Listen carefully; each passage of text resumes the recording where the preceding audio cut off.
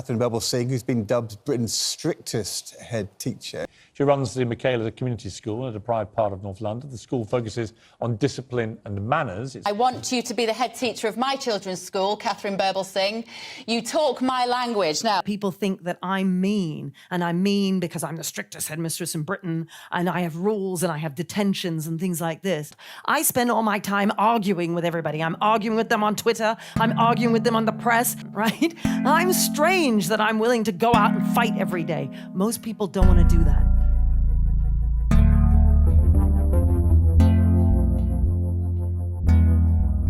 Hi, it's Martha, and you're listening to Graded. One thing about Michaela, they love to sing. National anthem, I vow to thee my country, Jerusalem. You get the picture. Union Jacks and St. George's crosses are flown. As Catherine has put it, they believe in king and country. In this episode, Mario, Jack and I will be discussing culture at Michaela. We'll speak about their approach to British values, multiculturalism, and social inclusion. Could a school so set on integration actually be driving educational segregation? This conversation feels so important at a time in our country where we're seeing a rise in far-right activity. As always, we'll end the episode with a contribution from someone who attended Michaela School themselves. We were surprised by their views on Michaela's approach to culture, so be sure to stick around. Please follow us and have the next episode land straight in your feed.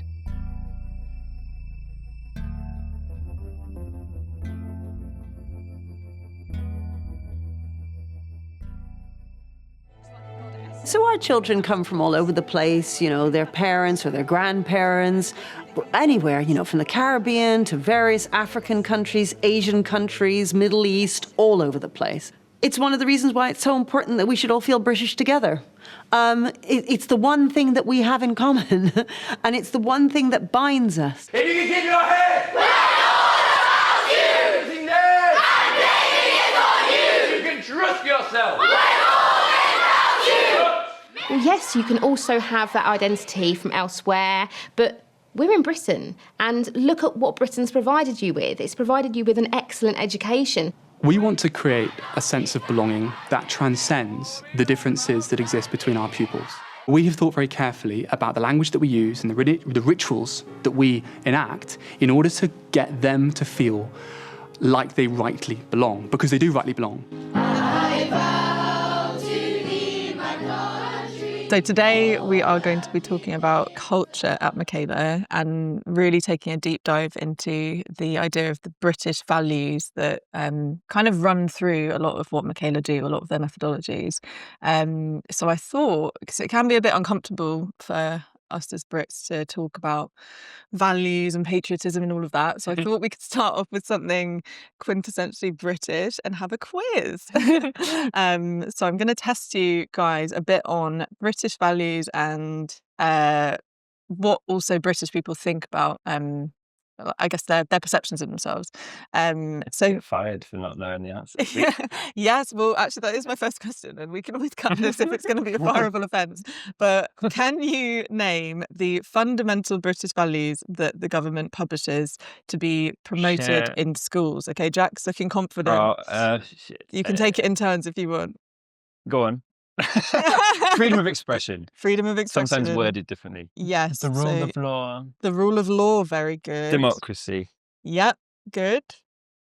And so I'm guessing freedom of expression is that the individual liberty one? Okay.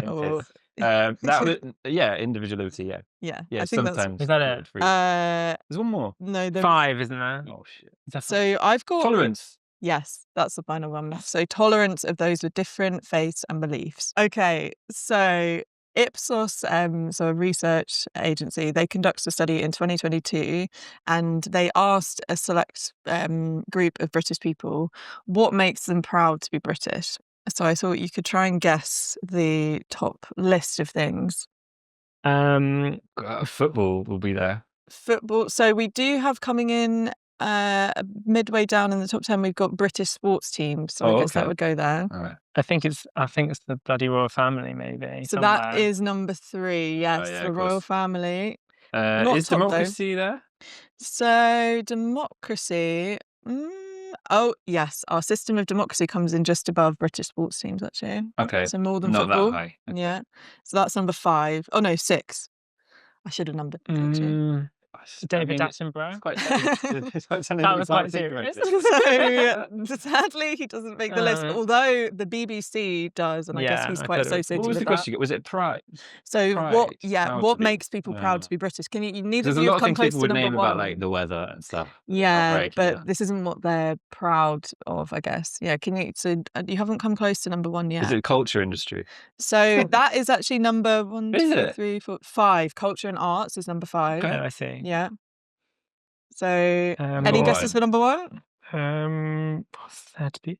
Not the flag. It is the NHS. Oh, right. of Yeah. course, People of love course. that. In a big Waiting opening list. ceremony. So that actually comes 55% of people name that as something that makes them proud to be British. And Yeah, no, it's a very that special was thing. by far the biggest one. It And was a then, very special thing. Yeah. interestingly, from the Michaela was this survey perspective, done? this is in 2022. So I mean, there wasn't any. yeah, it No. was. It is 3 years out of date. And we were feeling particularly proud of our NHS after COVID. COVID, That's very good. true. Yeah, we all remember the clapping and yeah. Yeah. So number 2, which is quite relevant to Michaela, is our history.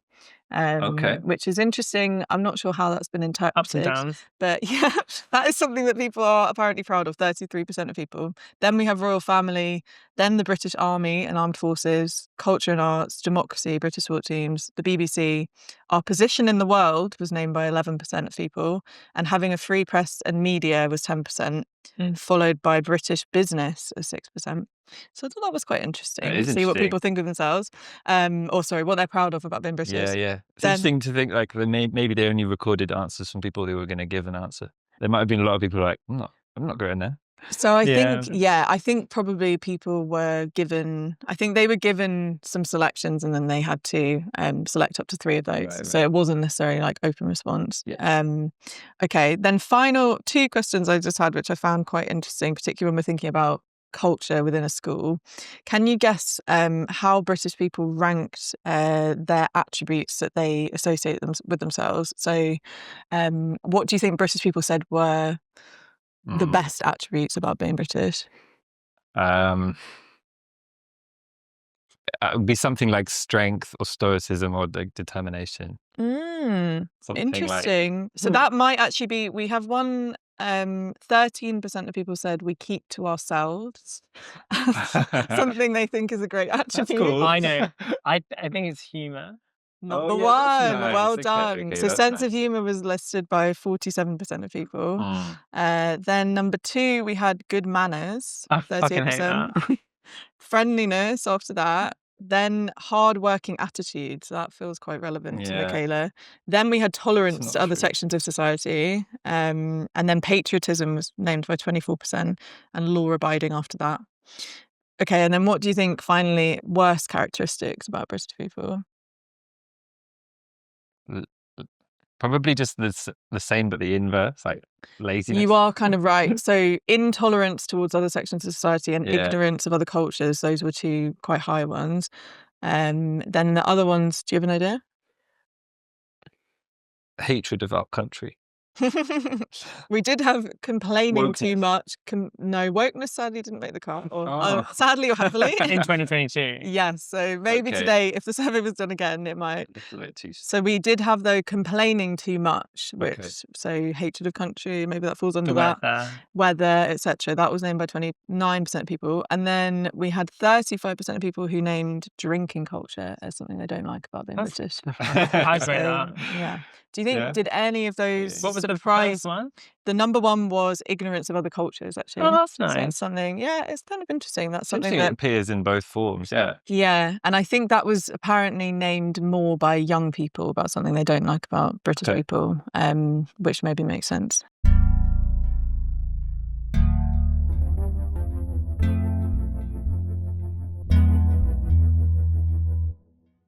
So Britain is a complicated place, and many of us likely have complicated feelings about it. Perhaps that's why Michaela with its simple solution to making multiculturalism work in modern Britain, is quite appealing to some. After all, in some ways, schools are like a microcosm of society. If Michaela can do it, then why can't the rest of us? Earlier this year, Catherine Berbelsing spoke at the Institute of Arts and Ideas on the future of multiculturalism. She set out the blueprint for Michaela's approach to accommodating diversity, or not, as the case may be. The truth is that we run our school in a way that allows us to be practical and efficient. If a cultural or religious demand would upset the balance of the whole school or undermine our ethos, we say no. If it makes no difference to the happiness of the school community, then we say yes. At Michaela, we reject the idea that one should embrace all differences. In fact, we reject the idea that diversity is our strength. We strongly believe that diversity is not a strength. Instead, we understand that it is a wonderful thing that requires careful management. If you give everyone what they want, you divide the children according to race and religion. So I repeat, diversity is not our strength. Cultural differences must be managed carefully. Guess that's case closed then. As long as diversity is managed extremely carefully, everyone can live happily ever after? But hang on a second. Who actually decides what is good for the wider school community? And what if someone disagrees? Despite Catherine sounding as bold as ever in her speech, Michaela's top-down approach to their culture was put to the test in 2024, when a student decided to take the school to court, challenging a ban the school had imposed on Muslim prayer rituals. Hello, good afternoon. A Muslim student has lost a legal challenge against her school in North London over a prayer ban. The pupil, who can't be named, claimed that the policy at the Michaela Community School is discriminatory. So this had actually all begun back in March 2023 when 30 students, they began praying in the school's yard, and they were using blazers to kneel on in the yard.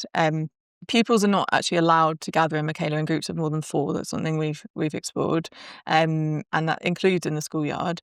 I mean, to me, it's interesting, this number of 4. I don't know where that comes from. It feels a little bit arbitrary, but maybe there is a whole kind of theory behind why that is an appropriate number. Maybe they saw it on a corner shop door. Yeah. Do not gather in. Yeah, who knows?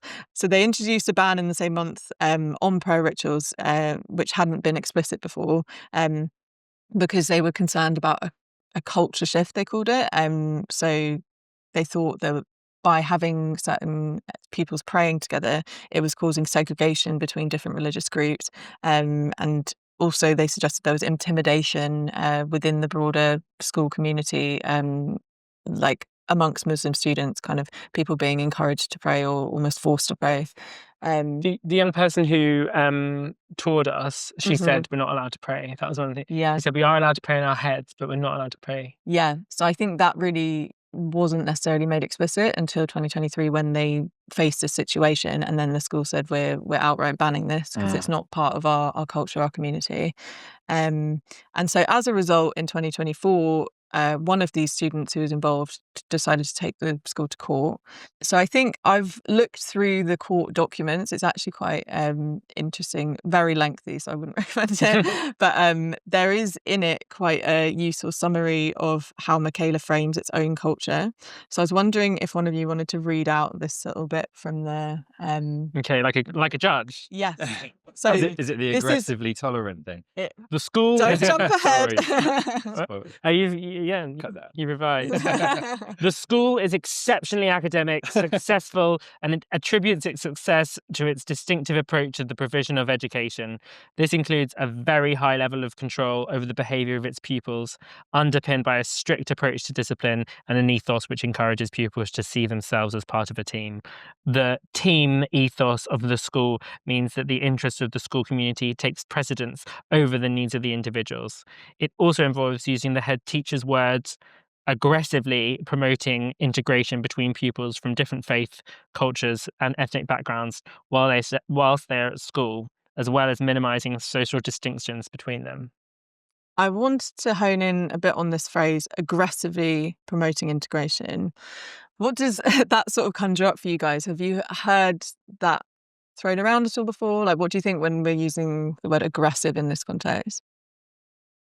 I mean, to be honest, it does feel like a little bit of a contradiction because I think aggressively kind of conjures the idea of someone imposing something. And if you're talking about like something like tolerance or cohesion or sort of mutual celebration of difference, imposing that feels like it is not the idea to me.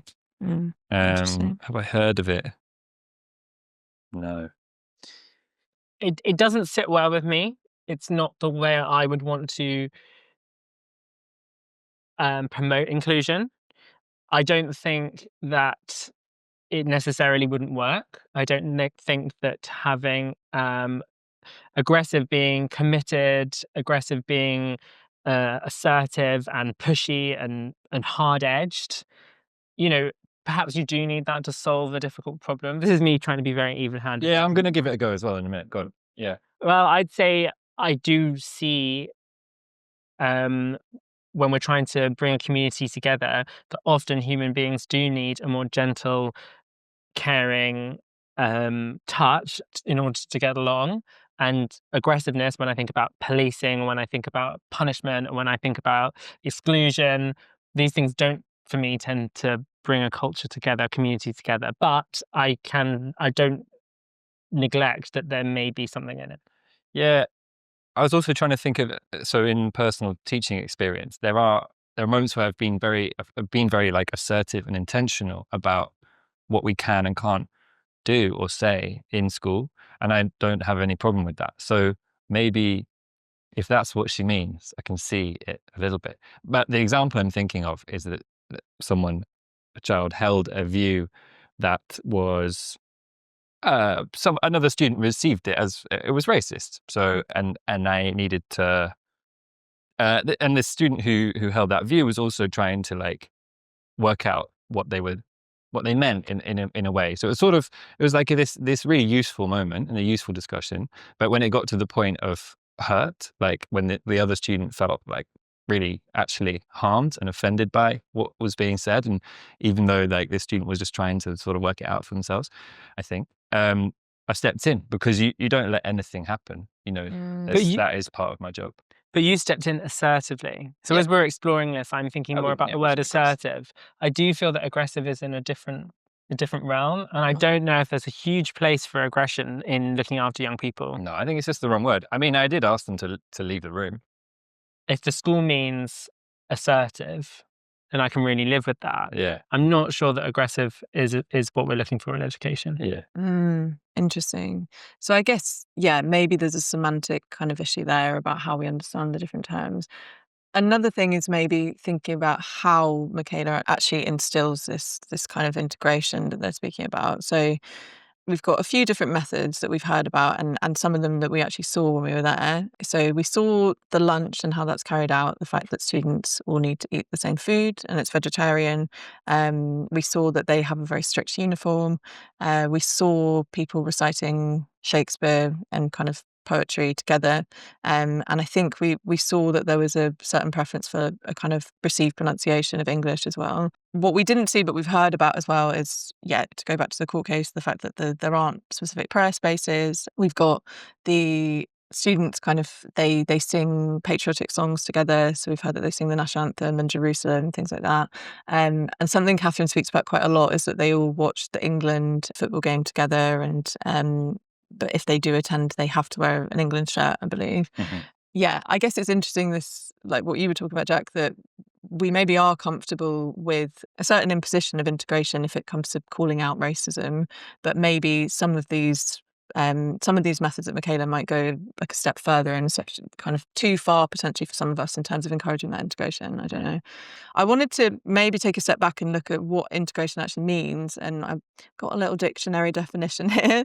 So it's in the Collins Dictionary. It says integration is the act of combining or adding parts to make a unified whole, amalgamating an ethnic or religious group within an existing community. So taken kind of purely as that, something about that to me, it sounds kind of appealing, right? It's about bringing people together, social cohesion. If we take this aggression out of it, surely there's something there. Like, we don't want people to feel left out of our culture. But I guess through thinking about this, I was like sort of pondering on the fact that it feels quite out of step with British culture to me to even be explicit about this, to be encouraging it, when actually in other countries patriotism is really it's really prominent within schools. So you've got in the US, people have to swear allegiance to the flag every day and they sing the national anthem. I guess particularly looking at the case of America, so for a country that's almost entirely at this point composed of immigrant populations, they do have quite a way of bringing people in under the flag and making these immigrants into Americans, whether we like that or not. And I guess advocates of Michaela would say that this kind of aggressive promotion of integration is maybe what's missing in British culture, in kind of in the education system to encourage social cohesion. I guess what I'm wondering is, at what stage does this go a step too far? Where is our comfort level with this stuff? We have a British flag flying outside. On November the 11th, we pay our respects to those who died so that we can continue living the lives that we live with the freedom that we have. It makes us humble, makes us realize that the country could have been so different. In a moment, we'll begin a 2-minute silence where we'll be thinking about people who have come before us and sacrificed their lives so that we can live in the way that we live today. At the going down of the sun and in the morning, we will remember them. We will remember them. I find too many schools don't do that, and that's a shame, because actually I think the children that suffer the most for not having that are our poorest and most disadvantaged, because they need it more than anyone. Circling back to the court case, the final judgment claimed a student was not discriminated against, because if she wanted to have a prayer space, she could just go to another school. Nothing was forcing her to go to Michaela. But are we comfortable with designating certain state schools to be for certain types of students? In the next part of the podcast, we break down the characteristics of students that attend Michaela. There are some things that make Michaela's intake pretty unusual, but also some things that are much closer to average, which doesn't always come through in the mythology surrounding the school. So I wanted to get a few facts about the school's population straight first. And so I looked on government statistics, which are publicly available. Do you guys know off the top of your head what the proportion of ethnic minority pupils is at Michaela? In the 90s. Should know. So yeah, it's very high. I mean, according to the stats I found, it's 98.8% of students. So the local area of Wembley, so the 10 nearest schools to Michaela, they actually have 84.5% ethnic minority. So still pretty high compared to the England average, which is 38%, but not as high as Michaela, clearly. And then the other thing I looked at was the proportion who are eligible for free school meals. Do you guys know that off the top of your head? I think that's 20 something. It's 25 or 6, I think, which is about. So according to the latest data, it was a little bit higher than that. It was 29.5. So the 10 nearest schools had a bit lower than that, 24.6%. And I think England-wide is around 25, 26. It kind of hovers around that. So that was interesting to me, because I feel like a lot of the discussion about Michaela centres on this idea that it's pulling from a very disadvantaged, kind of deprived demographic. And although that stat, 29.5, it is higher than the local area, and it's higher than the average in England, it's not necessarily like as high as quite a lot of schools. And so I guess, yeah, just the attention paid to that is interesting. I know people, colleagues who work in other schools, 50, 60, exactly, higher percentage of disadvantaged young people in their school who have pupil premium. So I think they are not a highly disadvantaged school. Yeah, and I think sometimes the conversation about ethnicity and class, they kind of bleed into each other a little bit. And there's an assumption that because it's such a high ethnic minority population, that means there's a level of economic disadvantage as well. And those things get blurred together when it's not necessarily the case. So I thought that was important to highlight. I guess the fact that this school, Michaela, it has a large population of minority students, it is significant to consider in the context of particularly looking at punitive behavioural policies.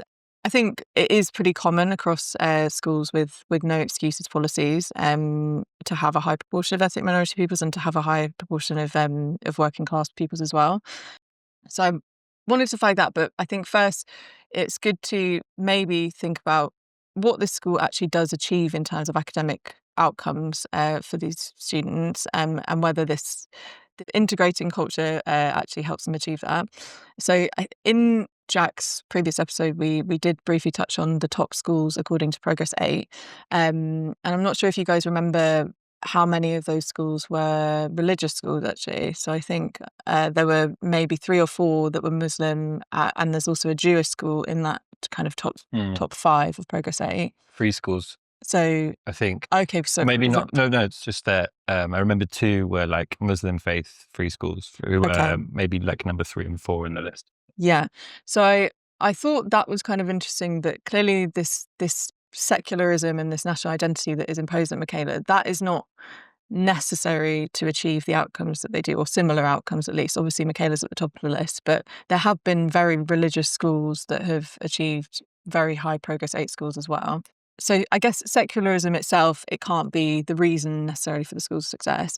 Now, this is something that Catherine Berbel-Singh has actually, she already has an answer to this. So she recognises the success of these religious schools, and she says that this, like, religion is basically one form of organising identity, and it can be useful, particularly in a school environment. But in the absence of that, if you decide to be secular, you need to have a strong alternative culture that students can kind of align themselves with. And so for her, patriotism and national identity, that fills the gap of religion, and it allows for students to latch onto something in terms of collective identity. I really see what she's saying there about something to bring everybody together. When we were at primary school and we all sang songs, when I'm out now and people can sing those same hymns that I sang at primary, there is something really unifying about it. There's something connecting about it. I've even seen now that they do primary school hymn, like bottomless brunches. Oh my God, I and like that. nights out. See, that's hell for me. I mean, I felt a big sense of I mean, if cringe you when I want saw that. anything to prove that, you know, these things do bring people in a uniform together, that's it. Yeah, no, it's true. I think I disagree, but we can all go to one after this. Yeah. Let's try this. This little light of mine.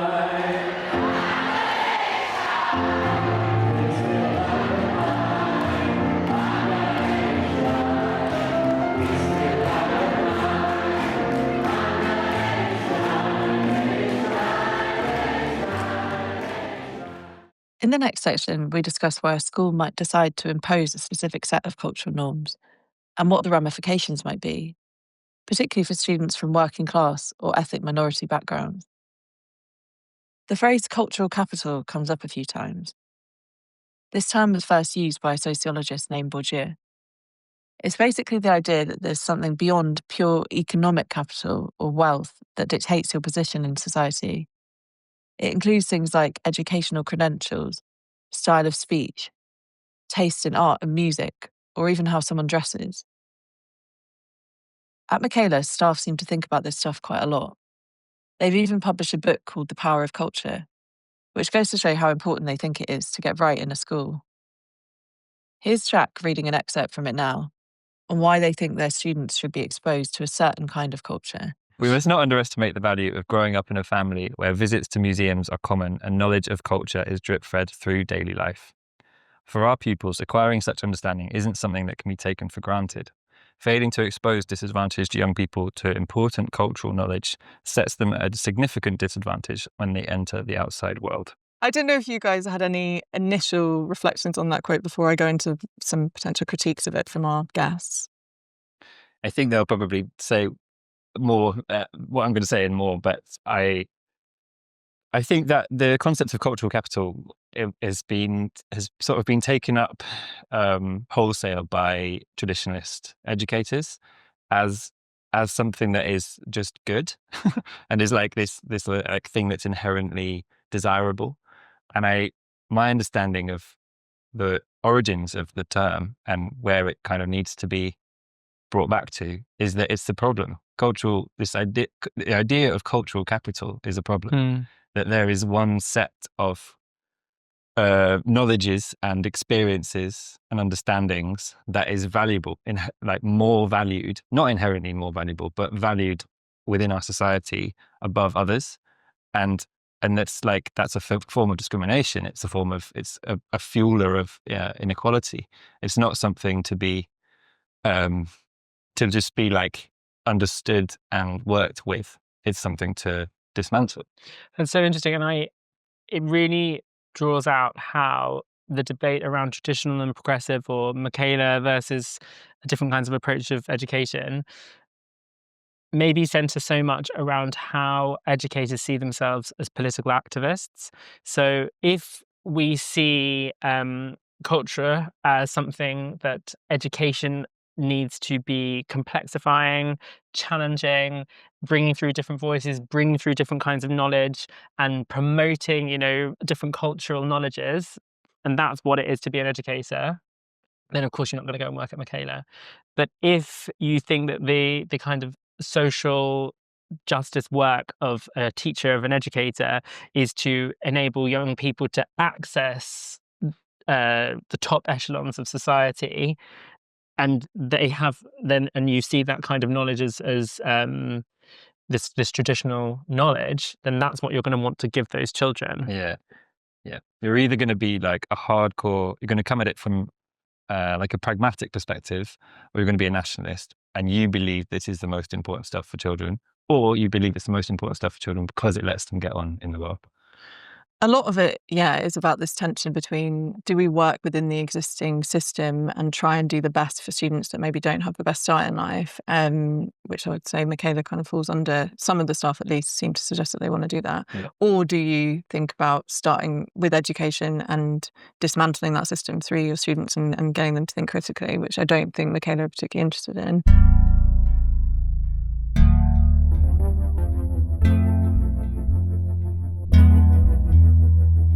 So I spoke to Diane Ray, who had some very strong opinions about all of this, to be honest, and particularly about what it means to impose a kind of dominant culture on working class students or students from minoritized backgrounds. But I do think that inculcating fundamental British values is part and parcel of a drive to civilise the lower orders. I think we get fundamental British values, character education and cultural capital in predominantly working class schools. And I think they're all about conformity and personal responsibility rather than political literacy and active citizenship.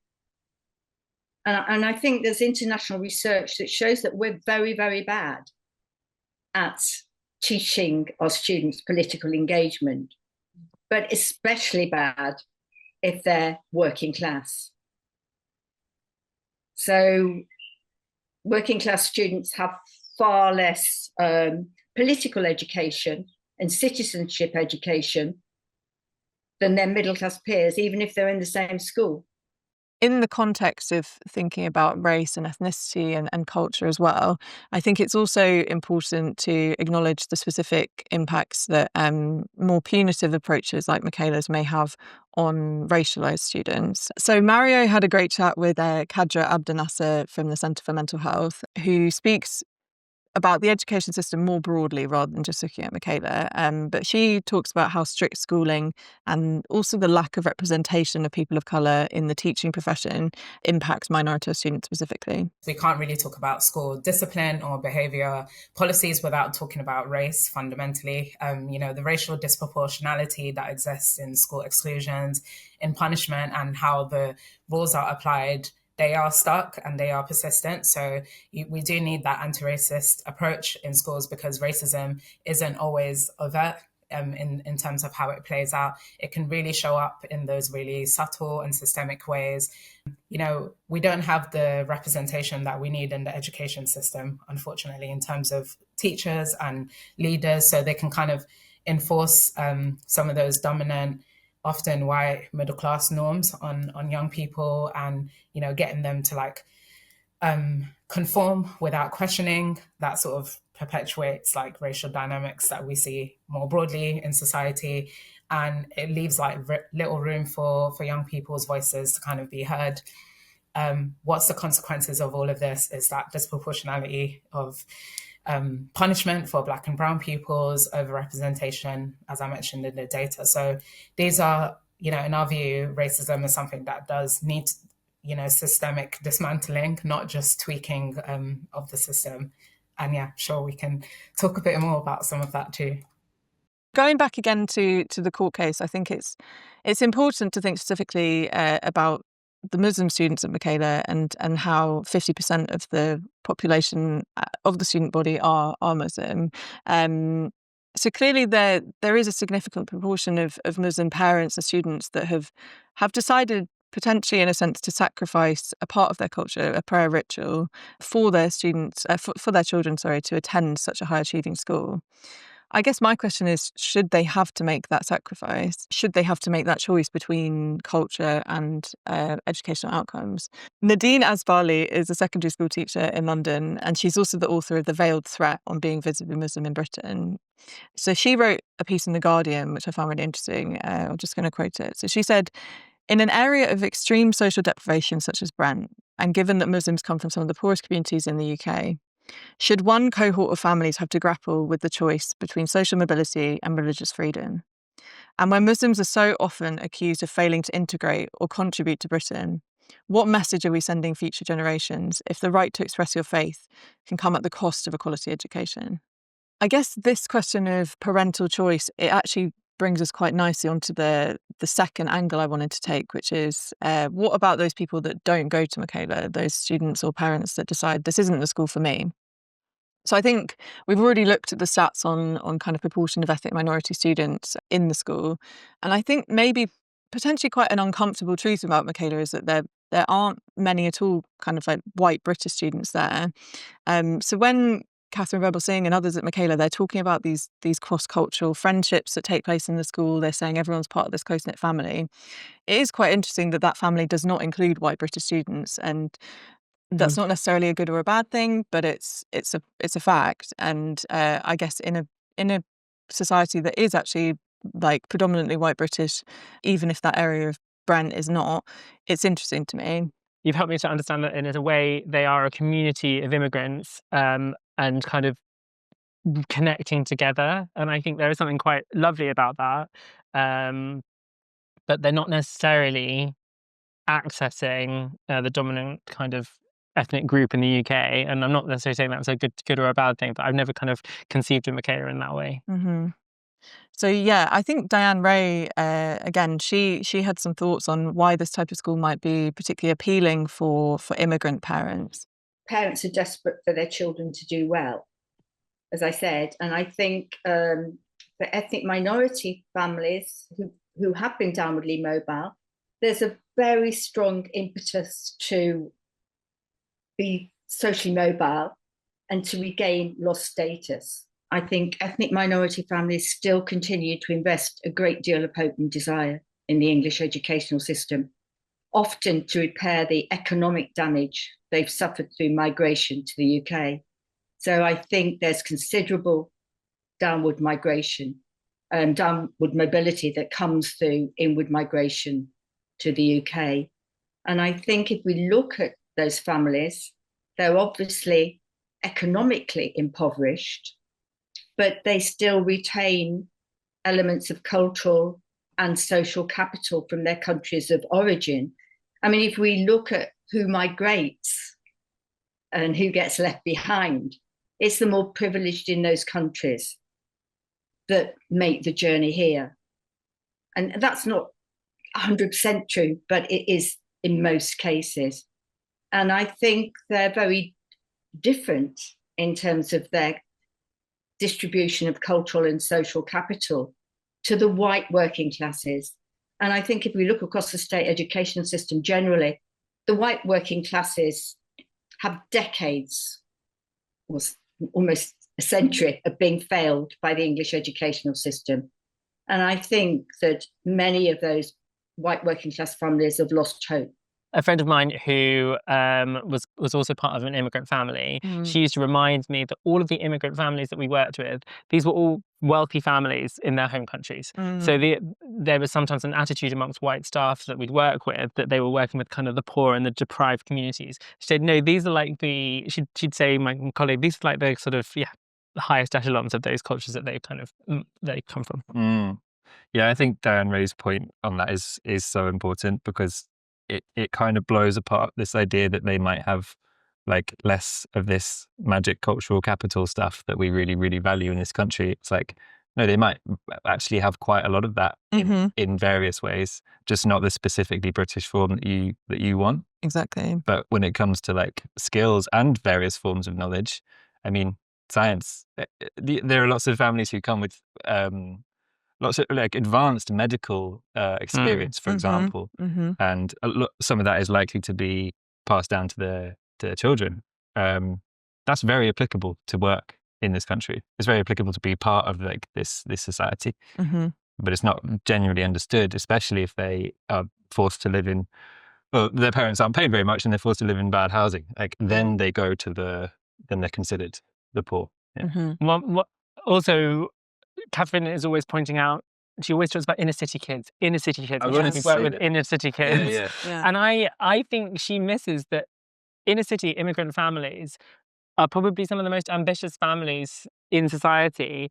And I have friends who work in rural communities where there's not huge amounts of work in that area. And ambition and education are kind of very kind of innately linked. And if you're young people in the, are kind of looking at a kind of fairly jobless, workless future, and they don't see their future full of potential, full of excitement, I would say that is a much more challenging community to work with than families who are really looking for their kids to be doctors and lawyers.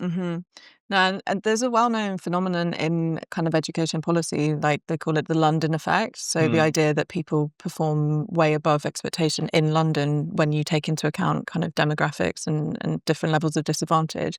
And I think that really is missed in a lot of this commentary on Michaela, that there is an advantage to being in the inner city as well, and not to take away from the problems of kind of poverty, violence, etc.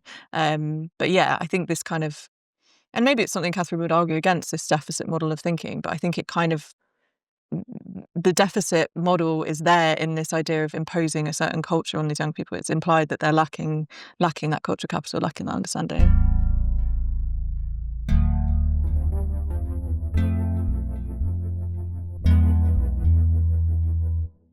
That's why I like free schools. I think they really work because they kind of get the balance between the state. So the school is state-owned. The school acts just like any other state school. It takes in similar kinds of kids. It has the same admissions policy. All of that's the same. But when it comes to the kind of culture in the school, you can, if you want, it doesn't always happen with free schools, but if you want, you're able to create a very unique culture much, much more easily, I think, when you've got a free school. So Michaela is a free school, and for listeners, that means that they've been set up to be comparatively independent in the education system. And the idea behind this policy was that they could basically create almost like a market style level of competition within the education system, and parents would be like customers and choose which school to send their children to. And that would lead to better outcomes for students because these schools would almost compete and drive up standards. And I think schools within that were encouraged to kind of differentiate themselves from one another as you would as a business. Like, think of your USP. And Michaela has a very clear USP, which I think a lot of it does come down to their specific culture. But is that culture of integration, of aggressive integration, is that actually turning off certain kinds of parents and ultimately leading to a kind of, some might say, segregation or like division within broader society? So I spoke to Andreas Schleicher, the Director of Education Skills at the OECD, about this. I found it really interesting because he visited Michaela back in 2019, and he wrote up a pretty positive blog post about it afterwards. And one thing, though, that kind of drew my attention was he specifically said he observed the silent corridors at Michaela, and they were a step too far for him. And as a result, he wouldn't want to send his own children there. Yeah, I think that is a choice that you make as a parent, what kind of education you would want to see for your children. And I can see, many parents who provide a lot of the structure that you could see at the school at home, where children grow up, with uh, understanding who they are, who they want to become. They, experience a lot of educational support. Maybe that kind of structure is not helpful in a school. It's so good when anyone says like, "Oh, and this education system is fantastic, but I wouldn't send my child there." It's like Michael Young did with like more progressive forms of education. How is it? Yeah, how is that possible? Yeah, and is that acceptable in society for us to be okay with certain kinds of students being educated, if particularly those students are ethnic minority or disadvantaged in kind of an economic sense?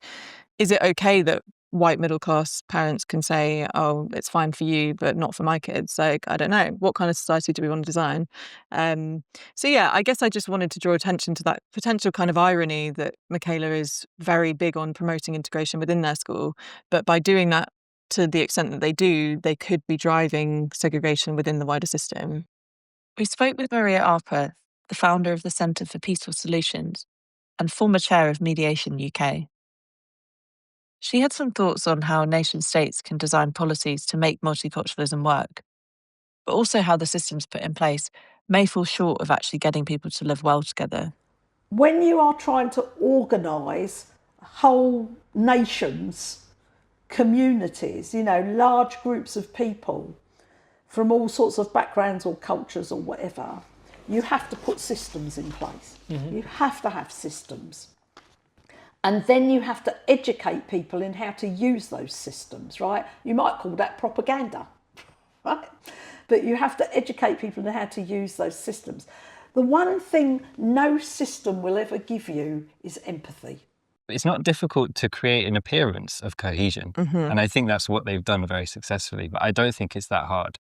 If you're that disciplinarian, you can sort of do what you want. If you're going to come down that hard on anyone who doesn't follow the line, if you're going to say go away, then like you can make them sing the national anthem. You can create this image. You can create a bit more of an image. You can create like basically a sort of superficial feeling of belonging. I believe that the young people there, to an extent, feel like they're part of one whole, and that whole is about Britishness, and it's about the values that they talk about all the time. But I don't believe it's deep, and I think actually it's harming those young people because there's probably a real sense of dissonance, and I sort of saw that in our guides. They were like, well, it's sort of a Christian school, but we sing Christian songs, but we're also allowed to not be Christian, but we're not allowed to pray, and it's like, this is actually very fucking confusing for you.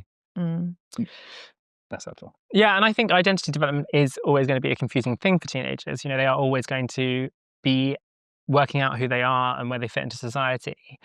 In my interview with Catherine, I said to her at the end of it, in the kind of informal bit where we finished our conversation, I said, "Oh, you guys annoy me because you have some answers to things that other people don't have answers to. You're solving problems that other people haven't been able to approach."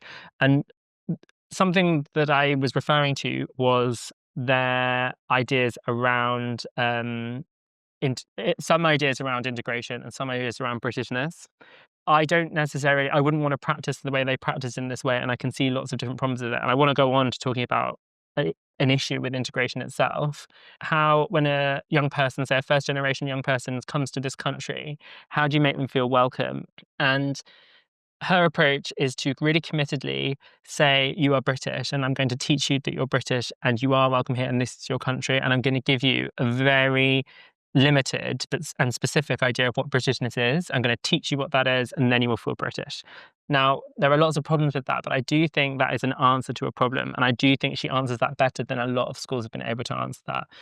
That's what they did with Windrush generation, though. They said you're British, come here, contribute, and people bought it. The goalposts of what you need to be welcomed in move all the time. So initially, or in this situation, it just needed to be that we'd colonized you.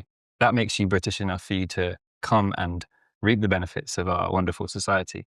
And then we all know that the vast majority got here and were treated horribly, like suffered racism in various different forms, systemically as well as like interpersonally. She's saying, come in, you're all welcome, you're all welcome. I don't think she's got answers for the more complicated questions of what really happened. You're not guaranteeing that minoritized young people are going to be treated fairly in society. Just by getting them to feel British, that's just not how the world works. Like, unfortunately, it's much harder than that. It does sometimes, on the face of it, feel like it must be a good thing to integrate somebody. If you integrate somebody into a friendship group or you integrate somebody into, a new workplace, you want them to feel part of something. But when we talk about integration, it can really run very close to changing somebody to look like us. And in that process, they don't necessarily feel celebrated. They don't necessarily feel welcome because you've asked them to be different, to be like you. And maybe ideas of integration need to be much more complex than that, where actually when you join us, we all get more different. Mm-hmm. I would say an example of this would be, I really feel that for being adopted. So I'm very happy I was adopted and I've had, a lovely life in many ways. But being an ethnic minority person within a white family and your family kind of saying, you're a part of us, you're the same as us, you can never quite be the same. And that shouldn't really be the aim of things like adoption and integration, that you're just now a white person because you're in our family. You're different, we're all different. And that is a really important thing to emphasize when we're talking about integration. We'll end with the voice of a former Michaela student reflecting on this episode's theme. Their anonymity has been respected, and their words are brought to life by an actor. Across the series, they share both positive and negative memories of school. We approached several Michaela graduates, but only one agreed to take part in an interview. Their account is not presented as representative of all Michaela young people. British values are at the heart of the school's culture. They promoted British values really well. For example, we would sing the national anthem at the start of assemblies, and the teachers would always speak about them. It would be part of some lunch topics as well. I think it was great that they did that, considering how the pupils came from such diverse backgrounds. It was such an excellent way of allowing us to bond and discover what we shared in common, as well as respect each other's differences. By the end of our time at school, we fully understood those values and how to uphold them. I can have conversations with people, have a sense of duty and responsibility. I can manage my time really well. It has also made me really tough. I went through so much hardship when I was there that I feel like I can tackle anything. In terms of religious beliefs, Michaela firmly holds on to secularism, meaning pupils are encouraged to keep religion out of their conversations and avoid bringing it up. This was to promote inclusivity. Everyone is united under the British values, which is why it was promoted so much. Other perspectives that came from your family, books, films or TV, etc., would be accommodated as long as they aligned with the school's ethos. If not, then they would be challenged by the teachers, and you would be told not to bring them up again. But generally, this was quite rare, as pupils never brought up their own beliefs or ideas just because they wanted to be on the safe side, in case their idea was something that wasn't acceptable to say in school. It would just be something discussed amongst the pupils, but the teachers wouldn't really know about that. The more famous the school became, the more we noticed a change in how the teachers supported us. Everything we did felt like it was for the school's name, reputation, and grades. Michaela has always been on the news for as long as I can remember. I guess I feel neutral about it. It's a controversial school with a very different approach to other schools, so it makes sense that it would be in the news a lot. However, it does mean that everyone we know, including friends and family members, are very much aware of it. Sometimes they have their opinions on it depending on whether they love it or hate it. There are moments where I just don't want to talk about school, but it ends up coming up in conversations. When the school was in the news, I would be on my way home on the tube and pupils from other schools would stare at me and my uniform. They'd be whispering something amongst themselves. Those moments did get uncomfortable. There were even times where people would ask loads of questions while I was on my way home. I don't think it's for everyone. In all honesty, the teachers have never claimed that either. You have to have the right mindset for it, a strong level of commitment, and accept that you are going to have to work extremely hard to meet high expectations. You have to be ready to make a lot of sacrifices, and you need to accept that you're not going to have the same school experience as others in different schools. Thanks for listening to this episode of Graded. Join us next time when we'll be speaking about creativity at Michaela. Does a rigid system support creativity or undermine it? Please share this episode with a friend so we can continue the conversation. It really helps the podcast.